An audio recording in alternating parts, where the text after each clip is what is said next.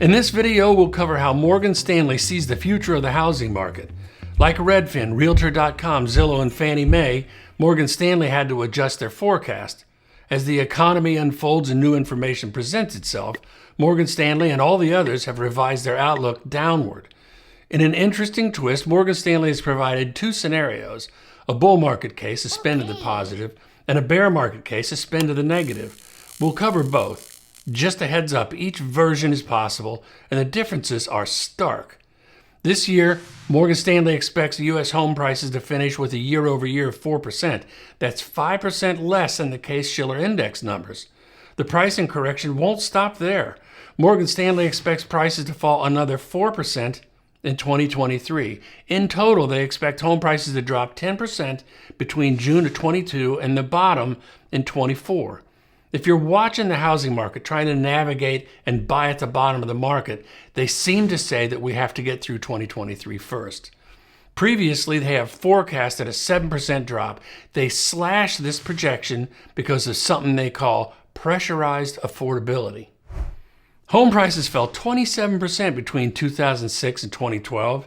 High unemployment, bad loans, and a glut of inventory were the fuels that fed that crashing market. This time we have what Fortune magazine calls pressurized affordability. They define that as high home prices combined with high mortgage rates. Median home prices are up nearly 40% since March of 2020. Mortgage rates, of course, have nearly doubled in just a few months. Separately, each of these increases impacts affordability. Together, they're like a 1-2 punch that knocks more and more buyers out of the market.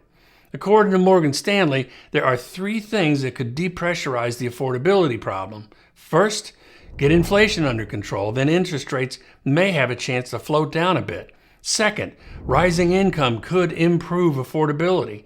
Third, as home prices continue to drop, affordability, by definition, becomes more and more of a reality.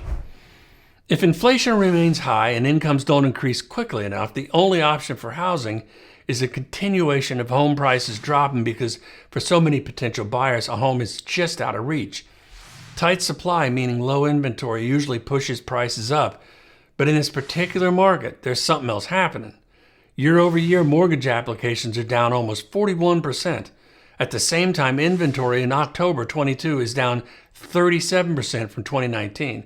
Normally, less than 6 months supply of housing favors the seller and prices tend to go up. But in this situation, we have 3.9 months of inventory and prices continue to fall, thanks to the affordability problem. Ordinarily, with supply and demand, when one gives, the other takes. But now it seems to me that both buyers and sellers are retreating from an unfavorable market for both of them at the same time. From peak to trough, Morgan Stanley expects home prices to fall 10% through 2024, like I said, but they've gamed out two possible scenarios for the market. First, the bull case. Home prices stop falling in 2023. In the bull case, peak to trough decline comes in at 5%. The two pillars to the bull case would be, number one, a tighter than expected inventory level, meaning fewer homes than expected, and lower than expected mortgage rates. In this case, the lock-in effect, sellers not selling because their current mortgage rate is just too good, keeps the inventory low, and a slightly lower interest rate motivates buyers back into the market. For some buyers, any rate reduction is seen as an opportunity to buy before rates go up again. In 2023, interest rates are expected to average 6.2%, but if inflation has cooled enough, Fed rates might drop and mortgage rates could come down below 6%. That, as they say, would stop the bleeding. In the bear case, home prices would crash 20%. If a deep recession materializes, home prices could crash 20% from peak to trough, according to Morgan Stanley, including an 8% drop in 23 alone.